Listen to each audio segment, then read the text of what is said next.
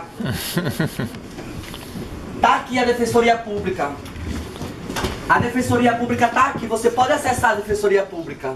É um direito seu de denunciar na Defensoria Pública. Eu posso mesmo, moço? Pode sim, você pode estar do jeito que você estiver. O Conselho Federal do Ministério Público, ele fala que você pode entrar do jeito que você estiver, em qualquer setor do Ministério Público. Então você pode acessar a Defensoria Pública, tá certo? Vou lá. Boa tarde. Boa tarde. Doutor René? Sim. Eu vim fazer uma denúncia ao senhor, porque fui agredido 3 vezes essa semana por um policial. Ele não quer deixar eu dormir na marquise. Eu não tenho nada, não conheço ninguém aqui, doutor. Sou do outro estado. Eu só queria me alimentar, tomar um banho, poder dormir e ter dignidade. O senhor ajuda a gente? Sim. Vamos ser parceiros nessa luta para estar nos ajudando e fortalecendo o movimento e outras instituições que precisam da defensoria? Com certeza. Onde é que foi essa? Foi ali na Praça 15. Você viu quem te agrediu? Eu vi, doutor, mas se a gente fazer a denúncia, eu não posso mais dormir lá, porque ele me mata mesmo de verdade.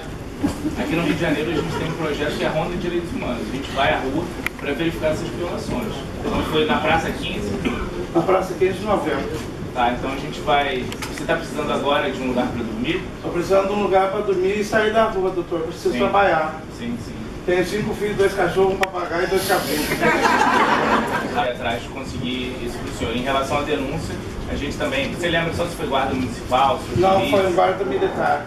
Guarda municipal? Um policial militar. Ah, um policial militar? Tá bom, sim, então... ele é muito agressivo. Tá bom, a gente vai... Se você quiser, a gente pode marcar com você, né, mais ou menos o ponto para a gente ir, verificar onde é que está acontecendo essas violações. Por isso que a gente aqui no Rio, a gente tem a Ronda de Direitos Humanos para a Defensoria tentar ir na rua, ver como a população social de rua efetivamente é tratada. Essa semana mesmo, segunda-feira, a gente estava na rua verificando a situação brutal que a população social de rua sofre. Muito obrigado, doutor. Tudo de bom para o senhor, viu? Qualquer coisa eu volto aqui de novo. Obrigado, viu? Então,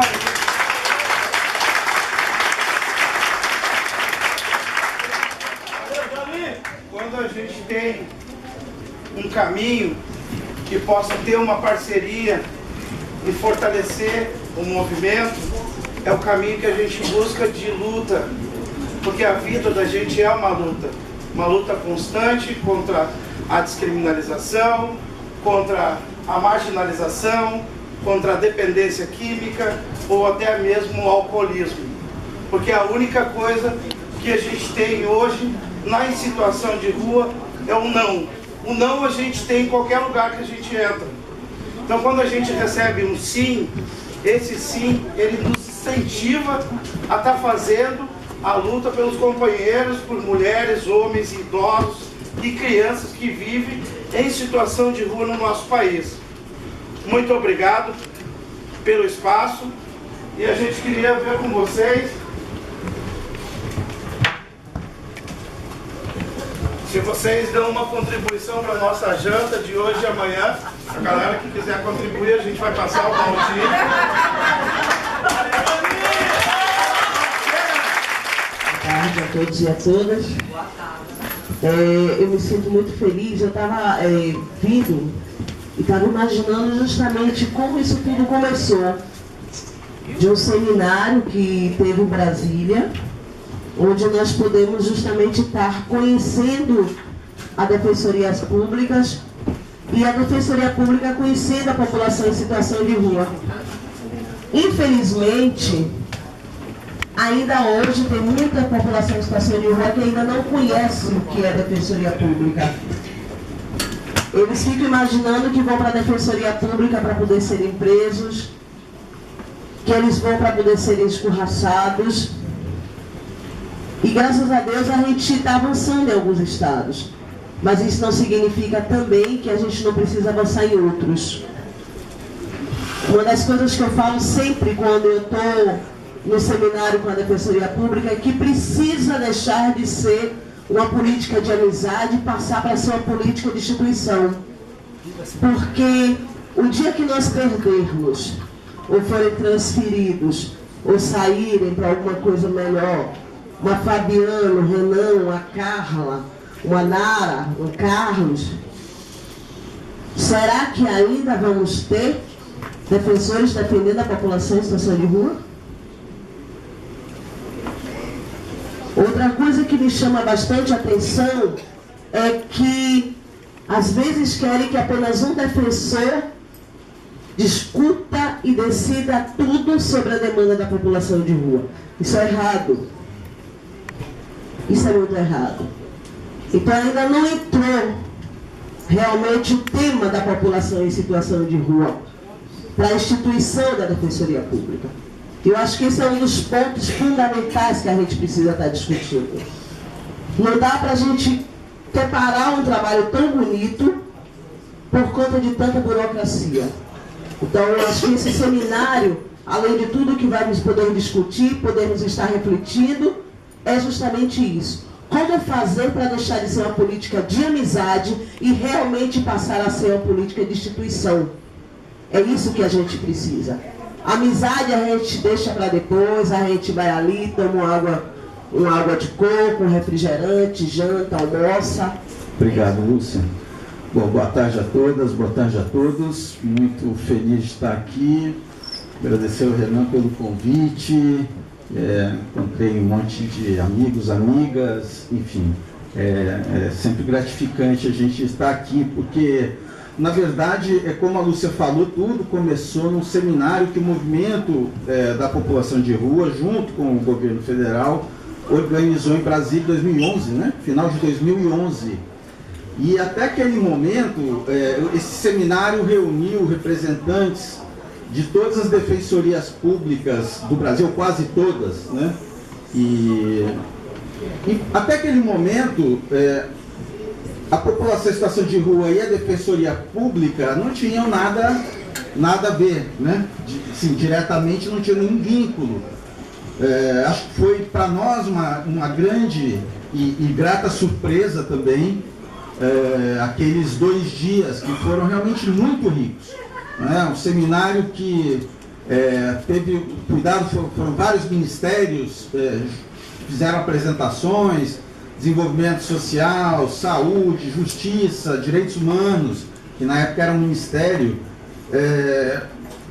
e obviamente as falas, como a fala da Lúcia, a fala do Anderson, enfim, né? De várias pessoas que realmente nos, né, essas falas nos impactou, né, nos impactaram, causou um impacto enorme, porque a gente descobriu, né, que é como se a invisibilidade da população em situação de rua, de repente, se tornasse visível, né? Esse é um véu de invisibilidade, né? Parece que você joga um véu que transforma as pessoas invisíveis, não são vistas. Então, esse seminário para nós da Defensoria Pública foi uma abertura de olhos né, muito grande, realmente muito intensa.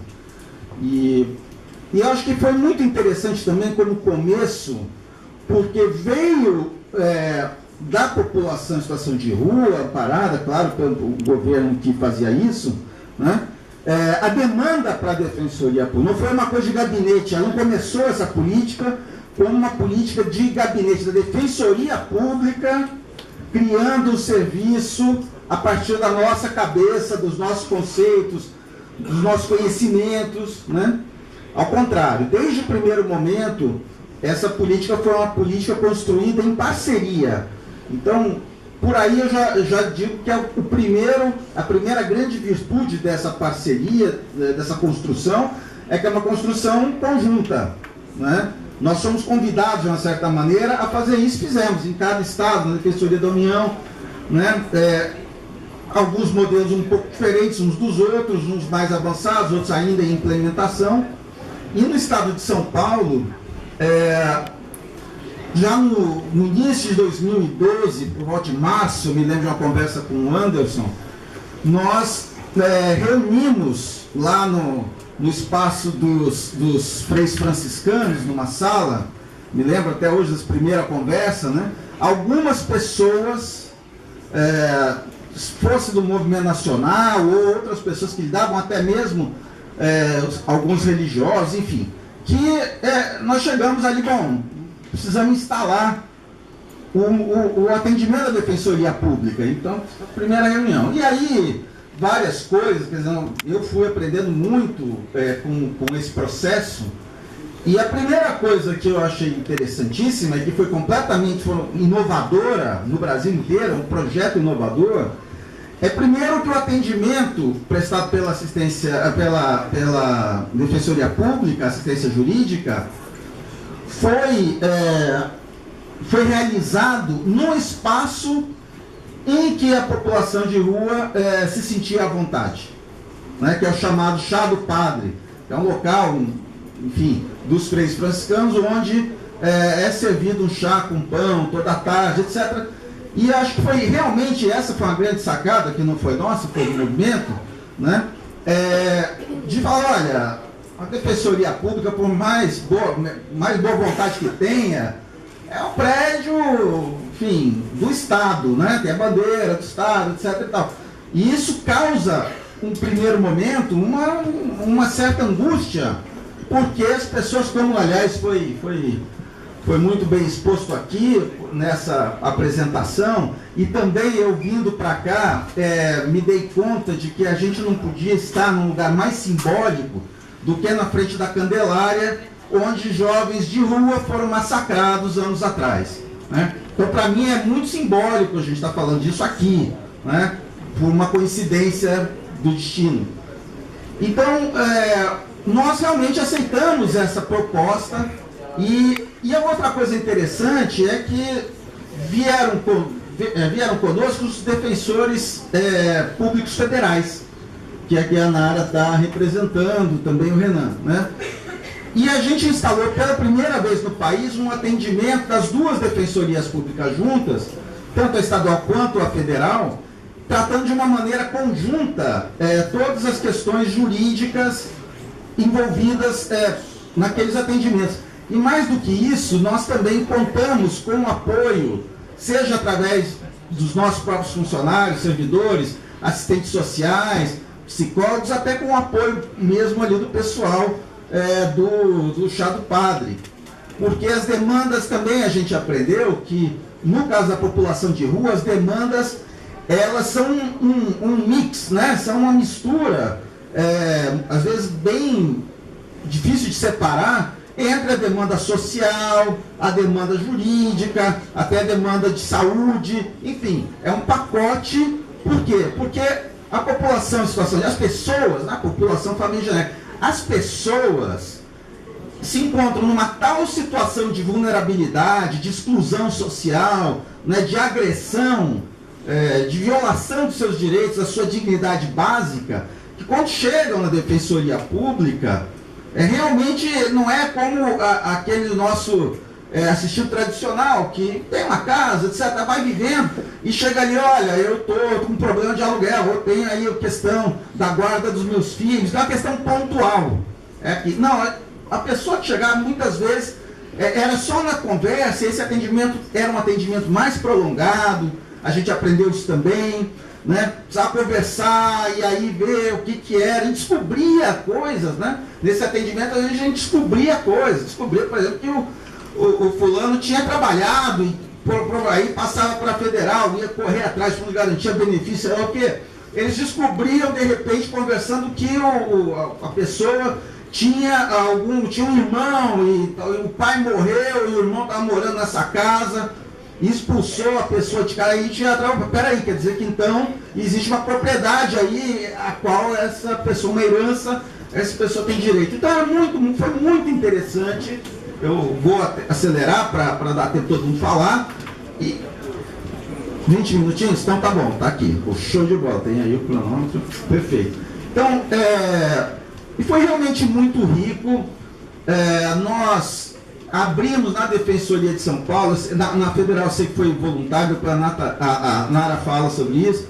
Nós abrimos institucionalmente, bem na linha do que a Lúcia falou, um projeto dentro da Defensoria Pública de São Paulo, né? Então, é uma atividade extra a qual as colegas podiam se inscrever, né? Então esse modelo, a Defensoria Pública de São Paulo tem em vários outros locais. Por exemplo, a gente atende nos Centros Integrados de Cidadania, nas periferias, nos bairros, também ele tem vários, isso é um modelo já consolidado da Defensoria Pública de São Paulo. Então a gente criou um projeto de atendimento à população em situação de rua, que foi devidamente regulamentado pelo Conselho Superior da Defensoria, e com essa preocupação, acho que do que a Lúcia falou, de não ser uma iniciativa pessoal, voluntarista, de alguém que realmente segura a bandeira e vai até um certo ponto.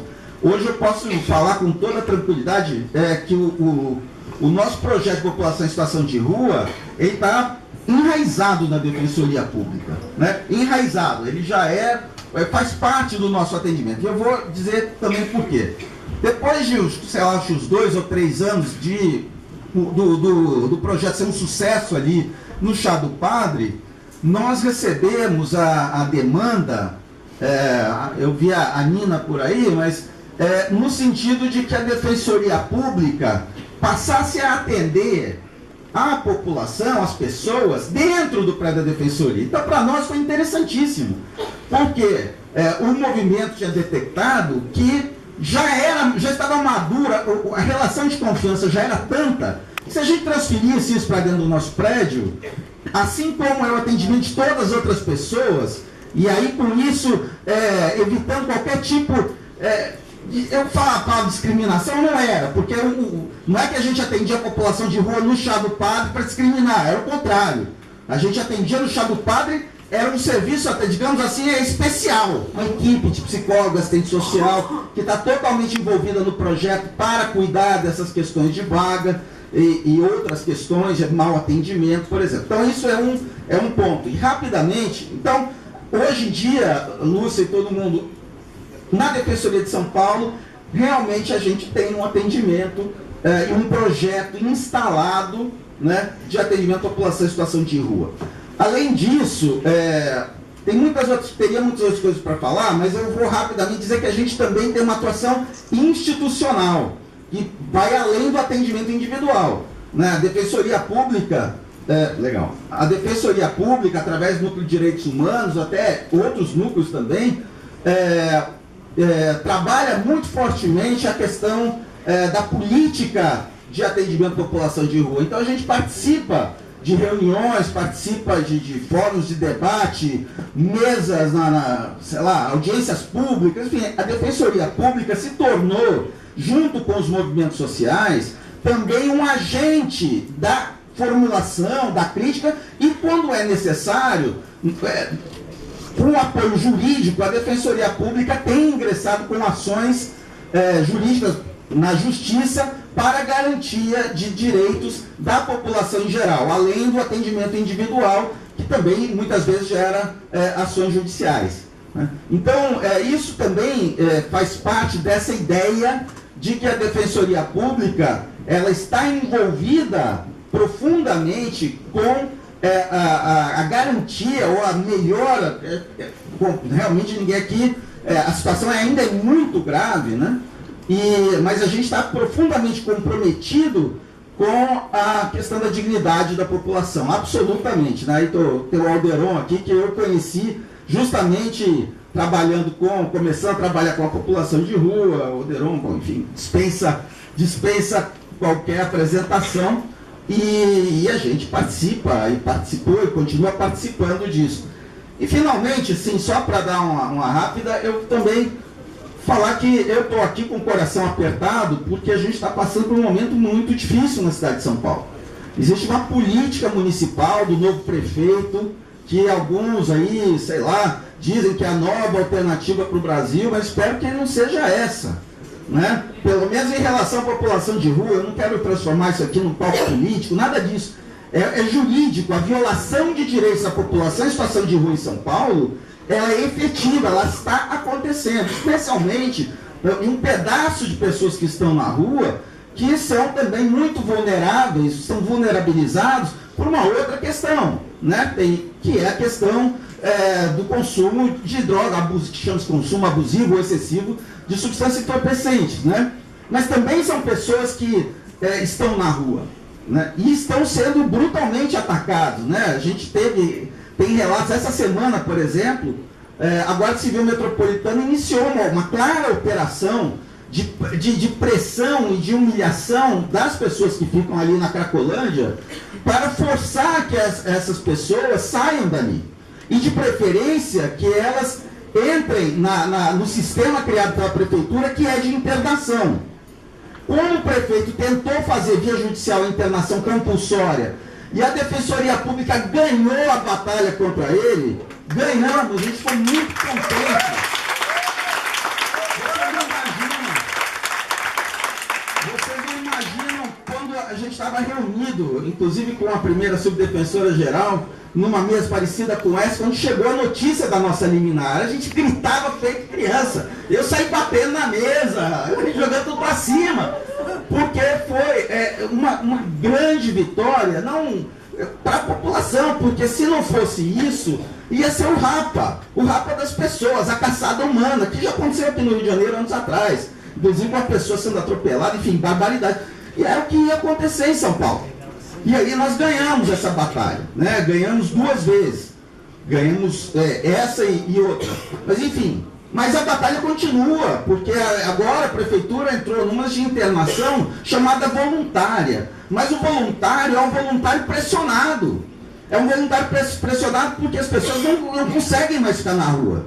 Eu recebi relatos e filmagens essa semana de pessoas que, aliás, como essa apresentação inicial mostrou, são incomodadas, atacadas mesmo, ou humilhadas, tem que abrir a Guarda Civil Metropolitana, por exemplo, criou uma espécie de cordão de isolamento e revista as mochilas, apreende as coisas das pessoas, né? Como a gente não via em São Paulo fazia tempo, né? Apreende mesmo, quer dizer, arranca, né? Eu tenho uma filmagem de uma pessoa que no rapaz da prefeitura tentou salvar uma panela. E aí ficou um cabo de guerra entre essa pessoa e o agente municipal, puxando, até que o cara consegue arrancar a panela da mão da pessoa. Uma panela, gente boa, o que é isso? Né? É um absurdo o que está acontecendo. E a gente já tem uma angústia que eu acho que o Renan sentiu aqui na apresentação, uma angústia, putz, como é que a gente vai enfrentar isso? Né? Como é que a gente faz? E aí, nesse caso, a gente está, infelizmente, com uma ótima articulação com um setor do Ministério Público de Direitos Humanos e estamos trabalhando numa ação civil pública. Deixa eu só ler aqui para vocês a carta, a proposta do Movimento Nacional da População de Rua. O Movimento Nacional da População de Rua, conhecido pelas iniciais MNPR, nessa oportunidade apresenta a todos os defensores públicos estaduais presentes e solicita à DPU que encaminhe às defensorias que não puderam participar desse seminário a seguinte proposta: que os trabalhos das defensorias voltados para a população em situação de rua possam primar sempre pela implantação de políticas públicas e que a habitação e o trabalho sejam percebidos como as primeiras políticas no processo de reinserção das pessoas em situação de rua.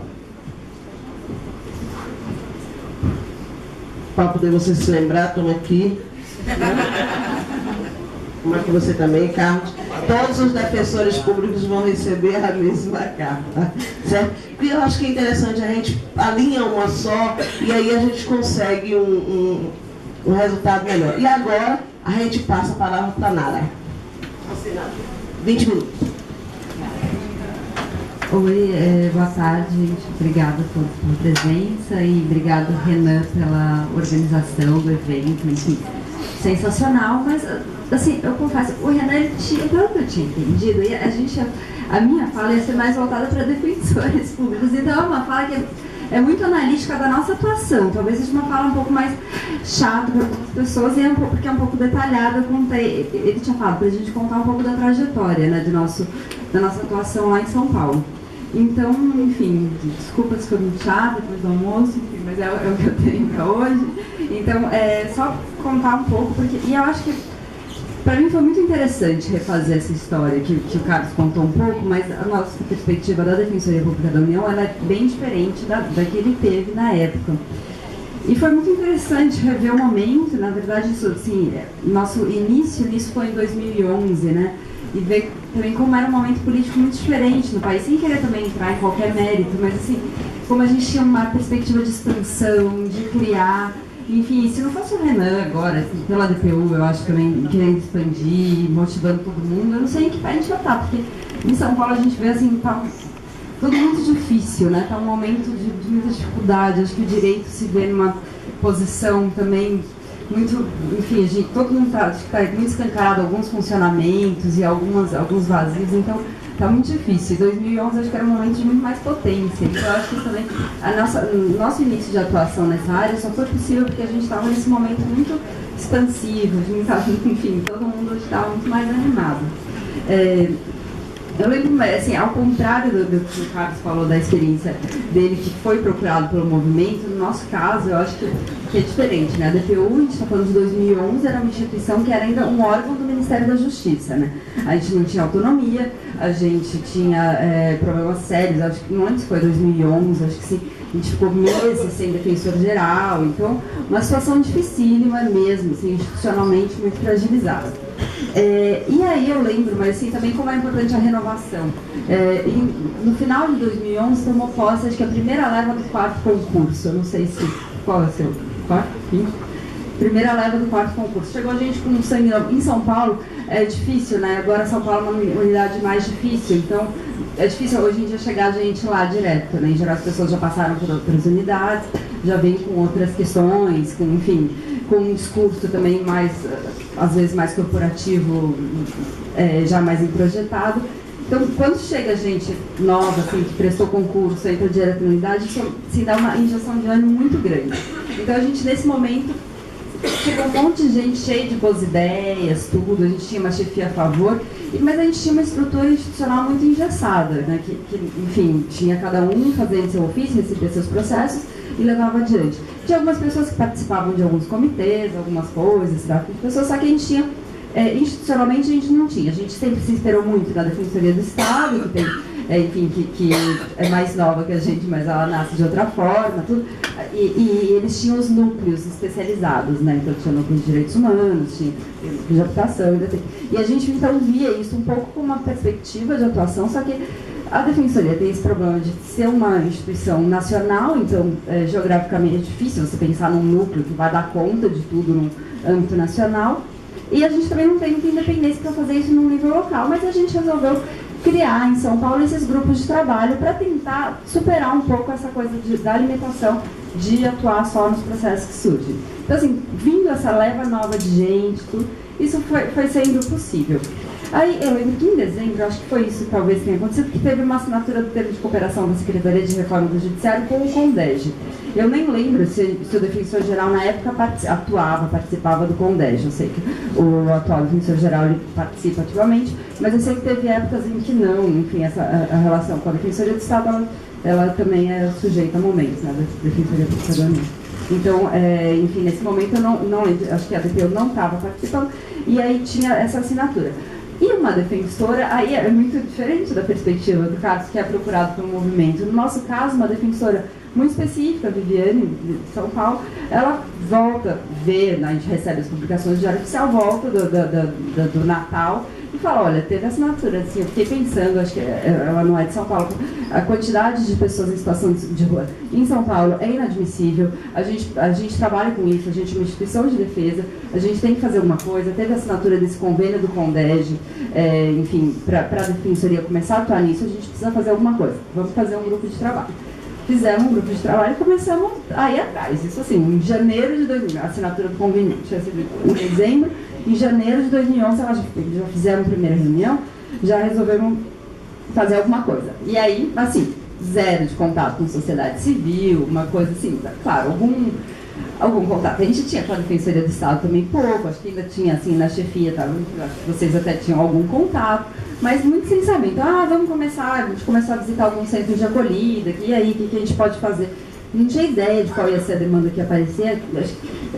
Classicamente, a gente pensava em benefício assistencial, LOAS, né? A gente achava que ia ser, enfim, todo mundo vai ter direito a receber LOAS, vamos fazer um mutirão de LOAS. Era um pouco essa fantasia que a gente tinha no começo. E aí a gente começou a fazer algumas visitas ao centro de acolhida, ver um pouco qual era a realidade, fazer, enfim, palestra, atendimento das pessoas, entender um pouco qual que ia ser a demanda possível. E nisso, enfim, já indo, se reunia depois, discutia os resultados. Enfim, e aí nesses contatos, a gente entrou em contato com o Carlos Reis, da Defensoria do Estado, que falou, não, estamos aqui já articulando isso é um foco nosso total, estamos articulando aqui no CEPRAS para a gente fazer atendimento, acho que vai ser super interessante. Se a Defensoria Pública da União quiser se juntar a nós, vai ser muito bem-vindo. Então, assim, na verdade, aí a gente chegou e estava numa articulação que tinha tudo a ver com o que a gente estava pensando. Então, a gente foi sendo incorporado. Aí a gente começou a também se incluir nessas tratativas para assinatura desse acordo de cooperação. Enfim, e a coisa daí começou a andar. Lembro que a DPE fez um seminário de atendimento jurídico à população em situação de rua. A Viviane já foi lá, já participou. Enfim, ultra burocrático, defensoria sem autonomia. Então, assim, a minuta do termo de cooperação tinha que passar pela consultoria jurídica do Ministério da Justiça para poder ser assinada. Enfim, a defensoria sem defensor geral, depois sem corregedor, sem subdefensor. Então, era, assim, tempos difíceis, mas estava indo. E, enfim, esse centro foi super legal.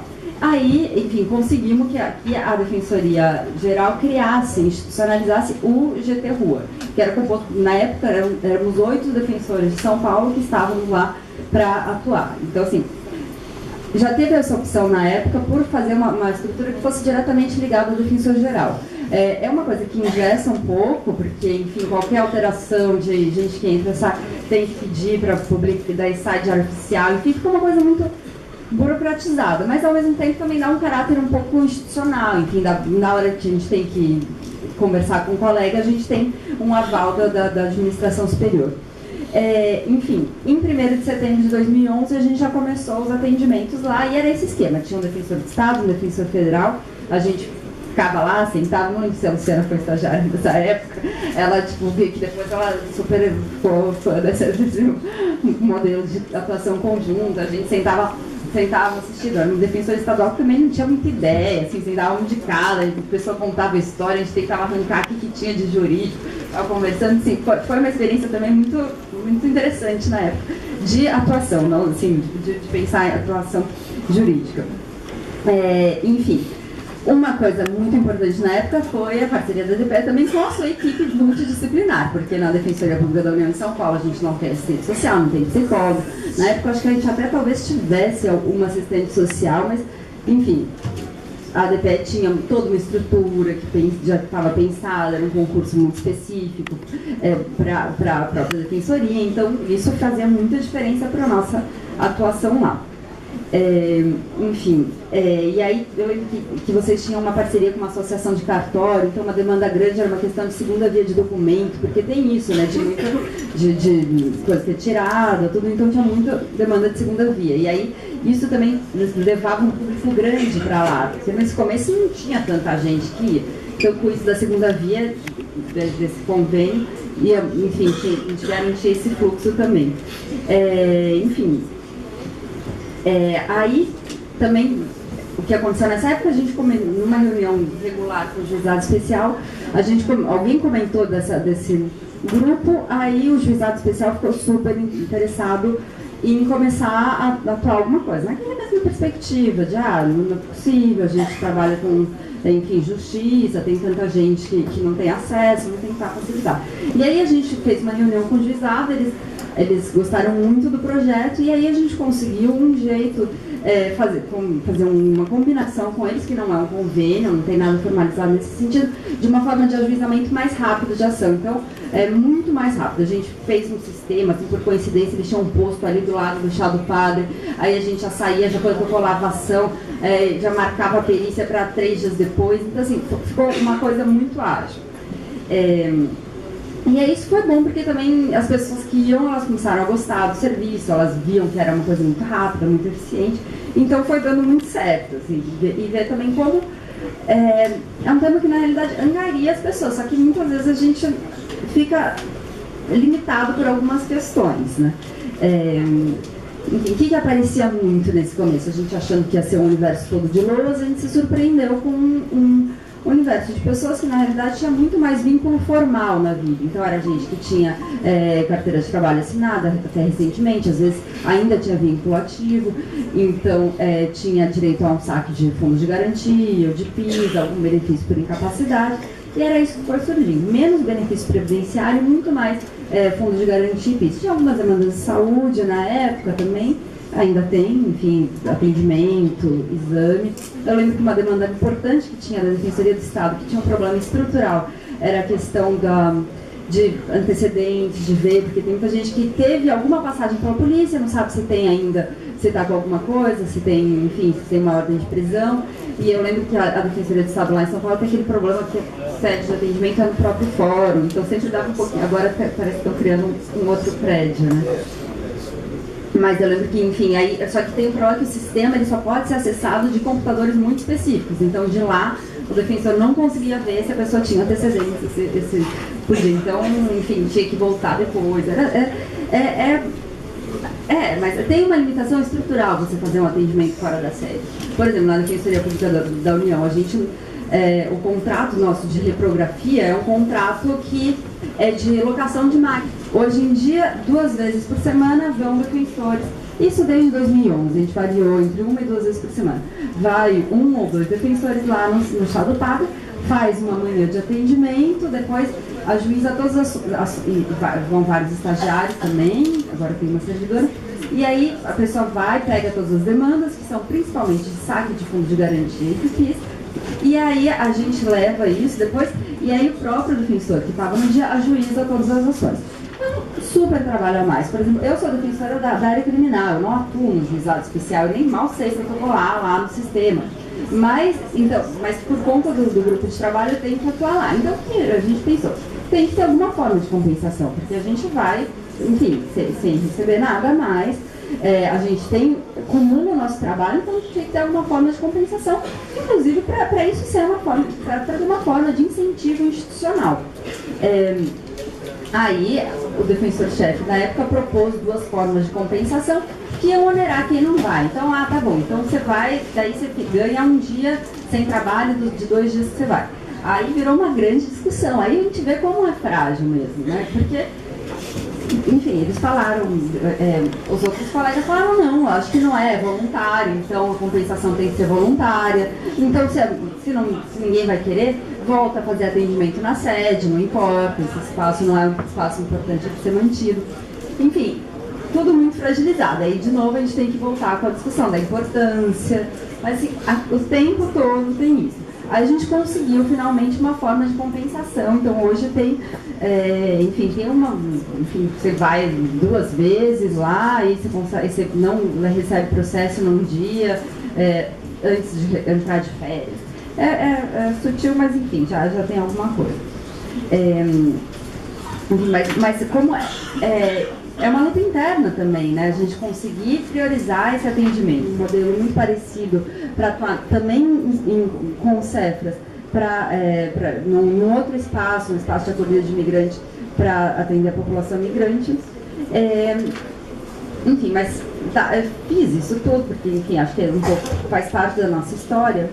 E eu acho que tem alguns pontos só finais, assim, que eu acho, assim, uma das grandes vantagens desse atendimento lá é a desburocratização do atendimento, que é um grande mérito. Quando você compara com o atendimento na unidade da DPU, que a pessoa passa pela triagem, aí faz pesquisa socioeconômica, aí tem que voltar depois se não tiver o comprovante de renda da cunhada que mora no terreno do fundo, é muito desburocratizado. E só é viável essa desburocratização porque tem um caráter voluntário. Então, assim, na verdade, o fato de ser voluntário, ele é o problema grande do grupo, mas se não for voluntário, aí, enfim, as pessoas vão começar a ver pelo em ovo, não, mas aqui vai passar pente fino em renda. Então, é um problema isso. Assim, eu não vejo como a gente superar isso. Sei lá, a portaria 666, eu acho que ela não dá conta ainda de superar isso, né? Então, é horrível que seja voluntário, mas se não for voluntário, não vai funcionar, porque quem tiver de má vontade não vai atuar. E é um problema que a gente passa. Enfim, porque nesse lugar que a gente faz, só o fato de vir falando que a pessoa em situação de rua já dispensa a comprovação de renda. E é muito eficiente. Essa desburocratização também aumenta muito a eficiência. A gente consegue atender muito mais gente, muito mais rápido do que a sede. Por isso que é possível. E o atendimento é direto pelo defensor, ao contrário, quer dizer, não todos, mas assim, o defensor está lá fazendo atendimento. Então isso também é muito legal. E também não tem essa ultra-segregação por categoria, por área, que é o que a gente tem. Então, você está lá, eu sou defensora de primeira categoria criminal. Lá eu faço o que aparece saque de fundo de garantia, eu vou fazer. Então, assim, também acho interessante que descompartimentaliza o defensor, enfim, uma ideia de instituição una, tudo que a gente vê, cada vez mais não tem a chefia de primeira, a chefia de segunda, a coordenação do que... Então, acho que isso é bem legal. Agora, um problema sério é a gente conseguiu pouco avançar além dessas ações para saque de fundos de garantia, isso porque também deu muito certo. Mas, assim, a gente tem um atendimento muito grande à população em situação de rua, e mesmo assim a gente entra pouco nos debates. Assim, acho que o Fernando ainda está mais inserido, tudo, mas a gente entra pouco nos debates porque a gente acabou entrando nesse ramo muito específico. Então, assim, por exemplo, moradia, violência policial, a condição dos centros de acolhida, são situações que eu acho que mesmo pensando na competência, na matéria federal, a gente teria como, enfim, muita verba da União, acho que a gente teria campo para atuar, mas é muito difícil, porque a gente também já se estruturou todo. Acho que o nosso desafio, eu acho que uma das coisas que eu acho muito legal do Renan é que ele conseguiu fazer uma coisa muito diferente da nossa história. Eu acho que a gente tem que aprender muito aqui com a experiência do Rio.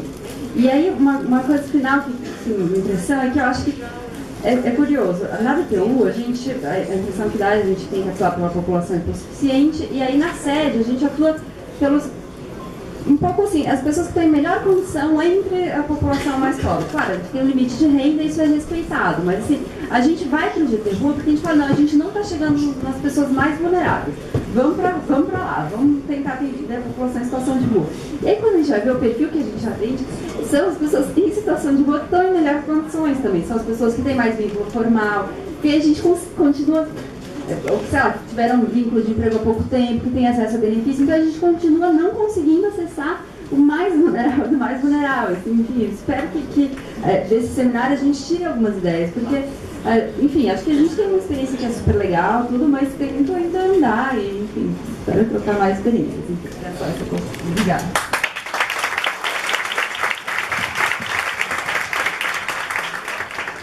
E agora a gente passa para o nosso prior.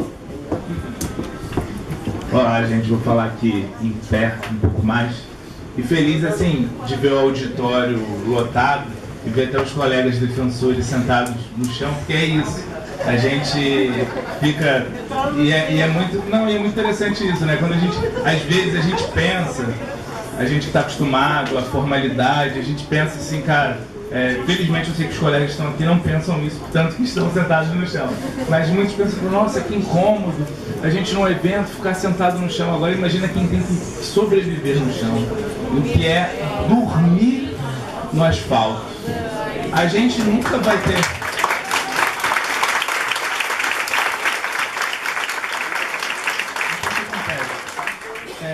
Eu acho que a grande questão, então assim, agradecendo os colegas que vieram de vários estados, na Defensoria Pública da União a gente tem o GT-Rua, que é um grupo de trabalho específico para pensar a população em situação de rua de forma mais macro. E eu vou explicar depois, vou entrar um pouco mais sobre isso. E, então vieram vários colegas do GT-Rua Nacional e do GT-Rua Estadual. Então, assim, é uma felicidade muito grande ver o Movimento Nacional de População em Situação de Rua aqui representado, várias pessoas que trabalham com população em situação de rua no Rio de Janeiro, e a população em situação de rua que está aqui. Então, assim, como a Nara falou, né? A gente, por ser Defensoria Pública, ela tem a missão de levar acesso à justiça à população vulnerável, vulnerabilizada. A população em situação de rua tem que ser prioritário. Só que, infelizmente, e aí cabe da sociedade civil e de todos os defensores que têm esse perfil, cobrar a própria defensoria. Porque a lógica do concurso público ela é uma lógica que muitas vezes o quê? Prestigia a classe média, que estudou, teve bons colégios, teve boas faculdades, e aí acessa. E aí, o que a gente quer? A gente quer uma defensoria pública que reproduza a lógica do sistema excludente que a gente vive, ou a gente quer uma defensoria pública que atue no que tem um autor que eu gosto, que é o Boaventura Souza Santos, sociólogo português, ele fala, o direito é um instrumento de dominação. Isso assim, eu acho que todo defensor público, todo militante, todo mundo que vê a realidade, percebe que o direito é um instrumento de dominação. Se o direito não fosse instrumento de dominação, a gente não ia ter aqui pessoas em situação de rua privadas de todos os direitos. Na Constituição está lá, e o operador do direito ele tem normalmente uma fala muito bonita, empolada e excludente. E aí ninguém entende. Por quê? Porque cria a distinção, né? E aí o Boaventura Souza Santos, ele, num texto que ele tem, pode ser o direito emancipatório, tudo bem, o direito é um instrumento de dominação. Mas existe o quê? Existe uma fresta. Nessa fresta que a gente pode combater e nessa fresta que a Defensoria Pública tem a missão constitucional de combater. E em São Paulo, o exemplo que o Carlos deu é o exemplo dessa fresta. Olha que coisa absurda que estava sendo feito no município de São Paulo, na região da Cracolândia. Uma violação total. Então, assim, ali, o que aconteceu? Agora também, não dá pra gente cair num discurso de sexismo total, porque senão a gente fala, não adianta nada, então vou pra casa, vou dormir. Não, a gente tem que batalhar. Tem o texto do Alderon, e o Alderon também, citado aqui pelo Carlos, é uma pessoa muito importante para esse seminário. Quando a gente teve o primeiro encontro, dentro do Congresso de População e Situação de Rua, quem mobilizou os defensores que atuavam com a demanda de população e situação de rua, vamos aqui conversar, e dessa conversa saiu o encontro que a gente fez na Bahia, e desse encontro na Bahia, com todos esses defensores e com o Alderon, saiu esse seminário aqui. Então, assim, aí, então, no texto do Alderon que ele escreveu com a Rose, ele fala isso, dos direitos humanos, não é um mero direitos humanos lá plasmado, escrito lá na Constituição, nos tratados. Direitos humanos você conquista com a luta, você conquista batalhando no dia a dia. Então, assim, a gente tem que atuar nessa fresta. Óbvio que em momentos como o atual, em questões também de reformas da Previdência perversas, o que acontece? Essa fresta, às vezes, ela vai diminuindo. Mas a gente tem que atuar, porque se a gente não batalhar, nada vai acontecer. Mas assim, a população em situação de rua, desde, por exemplo, o Código Penal de 1831, o Código do Império já previa andar mendigando. Era considerado crime. O fato da pessoa simplesmente andar. Você criminalizava não uma atitude, você criminalizava a existência da pessoa. E aí a gente vai, Código Penal de 1831, Código Penal de 1890, aí eu falo assim, nossa, tá aí e direitos fundamentais para a população em situação de rua. Só quando? Só em 2005, e uma previsão que meramente genérica na Lei Orgânica de Assistência Social, falando do atendimento à população em situação de rua, e aí começaram a se estruturar. Mas assim, direito, você chegar e falar assim, olha, uma lei falando da população em situação de rua, tem? Não tem. A gente tem que batalhar por isso. E aí, nesse sentido, falando das áreas da atuação da Defensoria, da importância, a gente tem que ter. Eu separei aqui, e pensando, estudando sobre isso, pensando assim, o que a Defensoria pode fazer.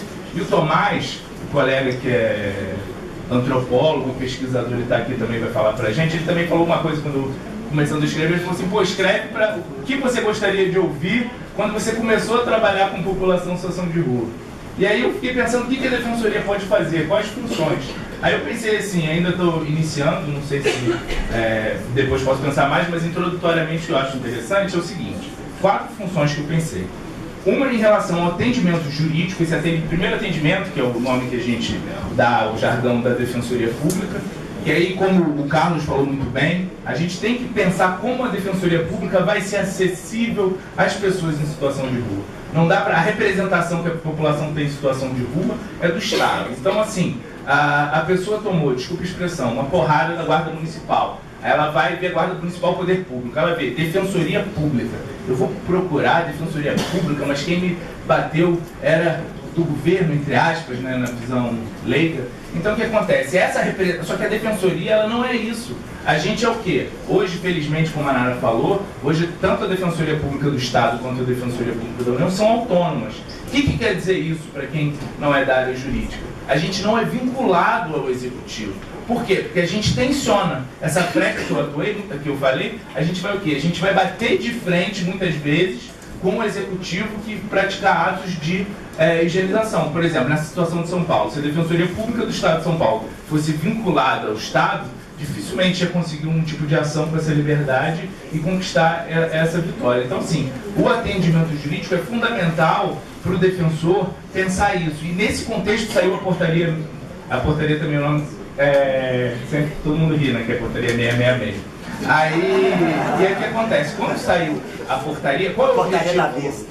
Qual o objetivo da portaria? É o quê? É você cada vez institucionalizar, começar, como a Nara falou, não tem ilusão, a portaria é o início, mas é o que eu falo para vocês dos outros estados e até aqui do Rio mesmo, se algum defensor federal, por exemplo, agendar o atendimento para a população em situação de rua, o que você vai poder falar? Você vai falar, não, tem uma portaria que diz, você vai poder falar para o atendimento dessa portaria e você vai poder cobrar, porque já há um início de institucionalização que fala que não pode ter, por exemplo, o agendamento, tem que ser o atendimento prioritário. Agora, como também falou, a situação da defensoria é difícil, a gente não tem estrutura. Eu estava conversando com o pessoal em Niterói, aí não tem assistente social, a unidade da Defensoria Pública. Você é assistente social? Ah, você vai para lá? Ah, que bom! Aí o que acontece? Como uma defensoria pública sem assistência social, isso não existe, é fundamental. E essa é outra questão. O profissional do direito, quem trabalha com população em situação de rua dentro do direito, o defensor público, ele tem que perceber, tem que tirar a arrogância do direito. A gente está trabalhando e tem que trabalhar em rede. Porque assim, e aí também é no mínimo inteligência, porque quando, aqui no Rio, quando você tem alguma demanda sem assistência, por exemplo, a Evelyn, daqui do Centro Pop Bárbara Calazans, ela também. E aí o que acontece? Ela salva a gente, não adianta nada você saber, tem pós-doutorado em direitos humanos, tá, mas às vezes para você conseguir um abrigamento, conseguindo uma ligação, você vai conseguir se você conseguir esse acesso a essa pessoa que conhece a rede. Então assim, sem os profissionais do SUAS, então assim, e o profissional do direito, quando ele vai para a rede, ele vai o quê? Quando ele vai para essa rede socioassistencial, ele quer levar, muitas vezes, a arrogância. Então ele vai querer falar com o assistente social, em vez dele falar com o assistente social no nível horizontal, de igual para igual, ele fala de cima para baixo. E aí por isso que eu sempre brinco do doutor de Samuel, por isso, o doutor é o quê? É um mero ato de distinção. Você fala, às vezes a pessoa tem doutorado e ela não é chamada de doutor, e você, que você é defensor público, profissional de direito, você é chamado de doutor. Isso indica exatamente essa distinção. Exatamente.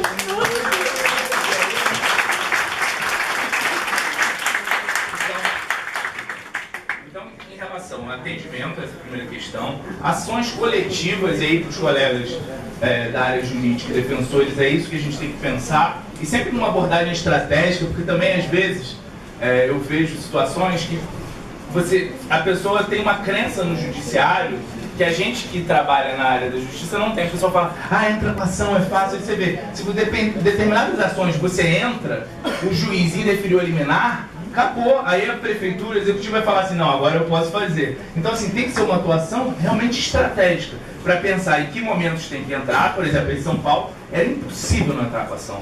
Essa prática, assim, era uma prática higienista, assim, inconstitucional ao extremo. Isso não dá nem para imaginar a raiva. Eu vivenciei conversando sempre com o Marcelo, né, a gente conversando pro WhatsApp, falando assim, da angústia que é você ver esse tipo de ação. E a outra ação, então, um atendimento jurídico, que é o primeiro atendimento. A outra questão, ações coletivas.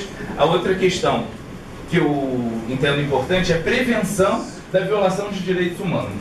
E aí eu acho que assim, a defensoria a gente tem que caminhar e tem que batalhar. Eu estava conversando com o Leonildo ontem, as pessoas estão morrendo na rua por violações de direitos humanos, por violação de guarda municipal, polícia militar. Então assim, são mortes, só que infelizmente são aquilo também, o Boaventura também dá um exemplo que ele fala do pensamento abissal, como se traçasse uma linha profunda e o outro lado é visto como invisível, como se não existisse. Ele é produzido como se não existisse. E a população em situação de rua está nesse contexto. Como está nesse contexto, por exemplo, as inúmeras mortes que acontecem lá na Maré e que, assim, a sociedade não se importa.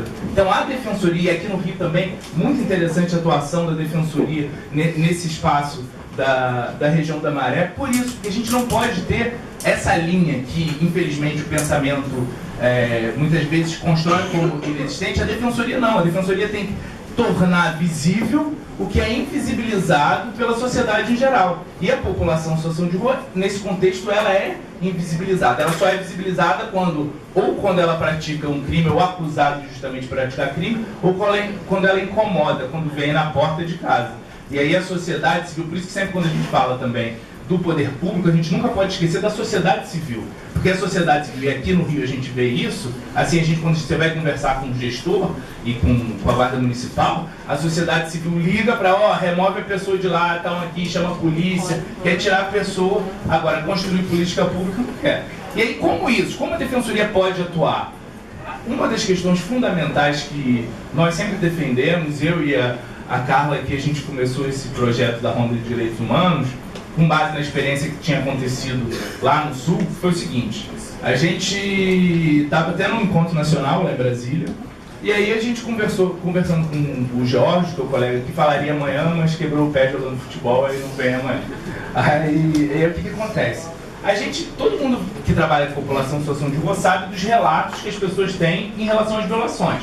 Mas que até eu vou ficar no meu gabinete esperando o relato, que é como o Daniel que fez a apresentação aqui, você vai chegar, aí você fala, pô, mas quem foi? Você tem prova? O operador do direito, ele quer trabalhar com a lógica. Não, mas você tem prova? Pô, a pessoa tem situação de rua vulnerabilizada, você vai querer que ela tenha prova? Não, você tirou uma foto, a pessoa se identificou. Então a gente não pode trabalhar com essa lógica. E aí a lógica que a gente teve, que lá no Sul eles fizeram isso na época da Copa do Mundo, que eles se organizaram com várias pessoas e saíram às ruas, mas foi algo pontual que aconteceu na Copa do Mundo. Aí eu cheguei para Carla e falei, Carla, pô, vamos fazer uma ronda de direitos humanos no Rio de Janeiro? E quando eu falei ronda, foi interessante, porque teve gente que falou assim, ronda não é um nome pesado? Eu falei, mas é pesado. Para a Guarda Municipal e para a Polícia Militar, quando a gente estiver fazendo a ronda, saber o que é sofrer uma ronda também. E aí o que a gente começou a fazer? Infelizmente, a gente não tem tantos meios materiais. Então, assim, mas também a gente não fala qual é a periodicidade, porque a tática melhor é ninguém saber de onde vem a ronda, quando vai, sabe que a ronda acontece lá no Rio de Janeiro. E aí, por exemplo, o que a gente começou a fazer? A gente começou a rodar as ruas do Rio de Janeiro, para quando for conversar com o gestor, tá acabando no tempo. Aí quando... Eu estava procurando a minha defensora. Aí o que acontece? Quando eu for conversar com o gestor público, eu não vou falar para ele vai falar, porque quando você vai debater, o gestor às vezes fala assim, não, essa não é a realidade da rua. Aí você vai ter defensor público que está na rua, você vai falar, não, essa é a realidade, eu vi. Então, assim, um fato que foi interessante, e até o Carlos está aqui também, estava de prova, ele participou vendo como é que foi a ronda, foi isso, foi nas Olimpíadas. Aí tem um termo de ajustamento de conduta que fala que as abordagens têm que ser feitas com assistente social. Foi um termo que na época o Ministério Público Rogério Pacheco fez. Para quê? Para evitar essa higienização. A importância de ter um profissional da assistência, um assistente social, para evitar essa higienização. Aí a gente ficou rodando, a cidade do Rio já estava super vazia em relação à população em situação de rua. E aí quando a gente chegou, viu uma van da prefeitura com a van, exatamente, com a guarda municipal, 3 horas da manhã a gente já estava achando, pô, não vamos achar nada. 3 horas da manhã a gente viu 3 vans paradas com a guarda municipal. Aí a gente esperou, tinha umas 15 pessoas no carro, tinha até um documentarista, Júlio Molina, que estava com a gente também. Aí a gente esperou eles saíram, a gente foi acompanhando. Aí quando eles desceram, já tinham 2 pessoas abordadas, e a gente perguntou. Aí a gente interveio e chegou e falou assim, não, ó, Defensoria Pública da União, Defensoria Pública do Estado, e é essa questão também acho importante. A gente não pode ficar num jogo de empurra de atribuições. Para mim, a matéria é população em situação de rua, a Defensoria Pública da União tem que atuar. O Cláudio, a gente sempre conversa isso, não pode, é uma demanda federal, só algo, não. Defensoria Pública é Defensoria Pública. Se existe população em situação de hoje, é óbvio que, muitas vezes, para ajuizar a ação, aí, naturalmente, tem demandas federais, tem demandas estaduais. Agora, da violação, a gente tem que trabalhar em conjunto. E aí, o que acontece? Aí, quando a gente abordou, aí a pessoa da abordagem, sei lá, 2 metros de altura, eu até olhei e falei com ela, eu falei assim, olha só, eu tenho 1,80m, estou me sentindo intimidado, imagina você no chão, o cara 2 metros de altura te abordando. Porque aí você pensa assim, fala, cara, até numa seleção de emprego você tem que ver, se tem 2 metros de altura para acordar alguém que está dormindo 3 horas da manhã, não é o... Pode falar rapidinho, Paulo. Na época da Olimpíada eu não podia dormir nem na Lapa, Glória e AT. Não podia dormir.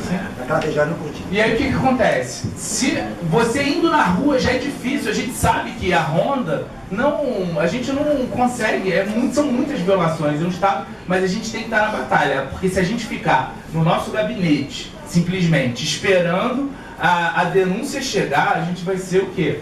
Vai ser omisso em relação ao nosso dever constitucional. Então aqui, e a Honda não é só da Defensoria Pública e da Defensoria Pública da União e do Estado. Parceiros, vários parceiros da sociedade civil estão aqui com a gente. E aí só a última coisa da Honda para falar, por exemplo, na segunda-feira nós saímos e aí vimos uma situação, era violência doméstica em relação a pessoas em situação de rua, um rapaz em situação de rua agredindo uma mulher grávida em situação de rua.